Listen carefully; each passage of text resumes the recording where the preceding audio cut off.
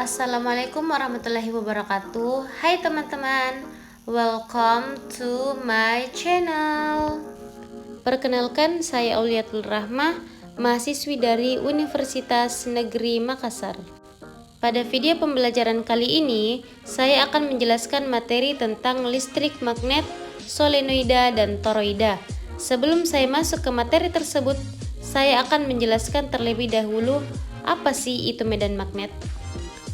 Ketika serbuk besi ditaburkan di sekitar magnet, serbuk besi tersebut akan membentuk pola tertentu. Pola yang terbentuk tersebut menandakan adanya medan magnet. Paku-paku besi yang diletakkan dekat magnet akan ditarik oleh magnet. Kutub-kutub jarum kompas kedudukannya dapat berubah jika didekatkan pada magnet. Gejala terbentuknya pola serbuk besi di sekitar magnet, tertariknya paku besi, dan berubahnya kedudukan kutub-kutub jarum kompas disebabkan oleh adanya gaya yang ditimbulkan oleh kutub magnet. Semakin jauh sebuah posisi dari magnet, semakin kecil besar medan magnetnya, karena semakin sedikit jumlah garis gaya magnetnya. Begitupun sebaliknya, semakin dekat sebuah posisi dari magnet, maka semakin besar medan magnetnya, karena semakin banyak jumlah garis gaya magnetnya. Sifat magnetik bahan terbagi menjadi tiga. Yang pertama, bahan ferromagnetik adalah bahan yang sangat mudah dipengaruhi oleh medan magnet, contohnya besi. Yang kedua, bahan paramagnetik adalah bahan yang tidak mudah dipengaruhi oleh medan magnet, contohnya aluminium. Yang ketiga, bahan diamagnetik adalah bahan yang tidak dapat dipengaruhi oleh medan magnet, contohnya timbal. Selanjutnya, saya akan masuk ke materi solenoida. Apa sih itu solenoida? Solenoida merupakan sejenis alat yang bekerja dengan gaya elektromagnetik. Fungsi utamanya yaitu untuk membentuk energi listrik yang diterima diubah menjadi energi gerak. Jadi, ketika alat ini mendapatkan aliran arus listrik, maka akan timbul gaya elektromagnetik pada komponen tersebut. Gaya elektromagnetik yang terdapat pada perangkat kemudian akan menarik atau mendorong logam yang terdapat pada kumparan, dan proses akhirnya yakni akan dihasilkan energi gerak. Komponen elektronika yang satu ini terbuat dari kawat atau logam yang digulung-gulung. Gulungan logam ini membentuk kumparan yang nantinya akan dililitkan pada sebuah tabung yang berbentuk silinder. Pada solenoida, lilitan kawatnya akan bersifat konduktif.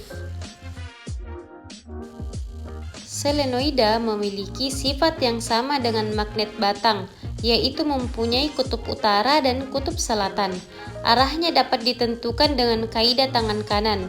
Jika kita menggenggam solenoid dengan tangan kanan dengan ibu jari terbuka, arah ibu jari menunjukkan arah induksi magnet atau arah utara, dan arah keempat jari lainnya merupakan arah arus listriknya.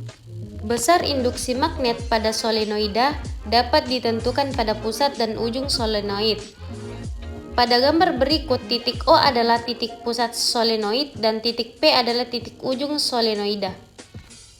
Besar induksi magnet pada pusat solenoida dapat dihitung dengan menggunakan persamaan B sama dengan mu0 In, dan besar induksi magnet pada ujung solenoida dapat dihitung dengan menggunakan persamaan B sama dengan mu0 In per 2, di mana B yaitu besar induksi magnet, I yaitu besar arus listrik, N besar yaitu banyak lilitan kawat, L yaitu panjang solenoida, N kecil yaitu banyak lilitan per panjang solenoida, dan mu0 yaitu permeabilitas magnet. Struktur solenoida terbagi menjadi tiga. Yang pertama, kawat penghantar, di mana biasanya terbuat dari bahan konduktif seperti tembaga. Yang kedua, lilitan kawat, di mana kawat tersebut dililitkan dalam bentuk spiral atau heliks. Yang ketiga, inti ferromagnetik atau opsional, di mana beberapa solenoida memiliki inti ferromagnetik di dalamnya untuk meningkatkan kinerja elektromagnetik. Jenis-jenis solenoida terbagi menjadi dua. Yang pertama, solenoida linear, dan yang kedua, solenoida rotasi. Di mana solenoida linear adalah alat elektromagnetik atau elektromekanis yang mengubah energi listrik menjadi sinyal magnetik atau energi gerakan mekanis.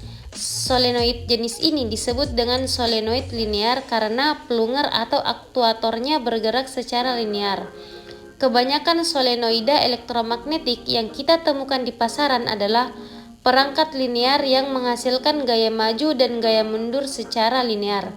Namun ada juga solenoida yang tersedia dalam bentuk rotasi yang digunakan untuk menghasilkan gerakan sudut atau gerakan putar atau rotasi dari posisi netral ke posisi searah jarum jam ataupun posisi berlawanan arah dengan jarum jam dengan sudut tertentu. Dapat diperhatikan pada gambar tersebut. Selanjutnya saya akan masuk ke materi toroida. Apa sih itu toroida? Toroida adalah kumparan yang dilekuk sehingga membentuk lingkaran. Jika toroida dialiri arus listrik, maka akan timbul garis-garis medan magnet terbentuk lingkaran di dalam toroida. Besar induksi magnet pada toroida dapat ditentukan dengan persamaan B sama dengan mu0 IN per 2 PA, di mana B yaitu besar induksi magnet, I yaitu besar arus listrik, N yaitu banyak lilitan kawat, A yaitu jari-jari toroida, dan mu0 yaitu permeabilitas magnet. Struktur toroida dibagi menjadi dua. Yang pertama, kawat penghantar, di mana mirip dengan solenoida, toroida terbuat dari kawat konduktif. Yang kedua, lilitan kawat, di mana kawat tersebut dililitkan dalam bentuk lingkaran melingkari area tertentu. Selanjutnya, kita akan masuk ke pengaplikasian dalam kehidupan sehari-hari. Dapat diperhatikan pada gambar berikut, kalian pasti sudah tidak asing dengan benda yang satu ini. Dalam dunia modern yang penuh dengan teknologi canggih, bel listrik tetap menjadi salah satu perangkat yang sangat penting.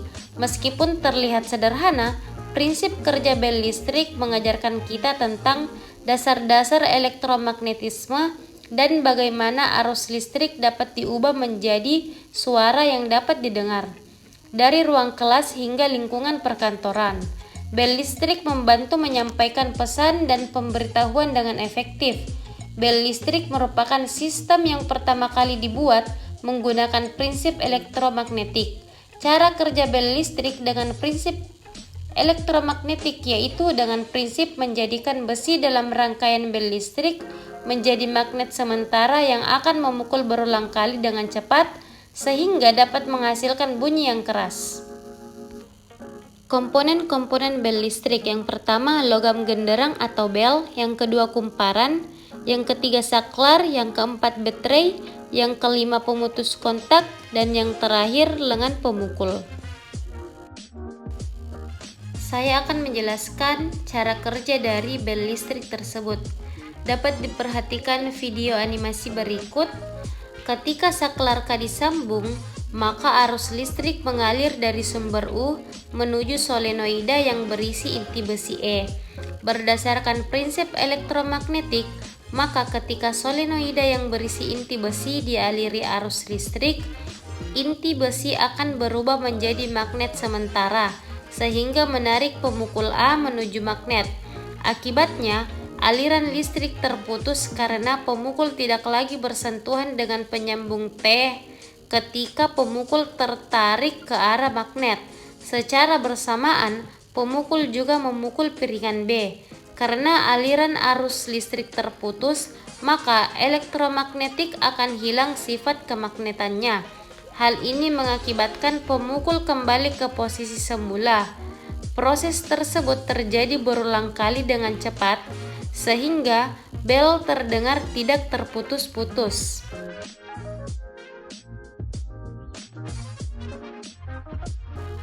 Itulah tadi materi yang telah saya jelaskan. Wassalamualaikum warahmatullahi wabarakatuh.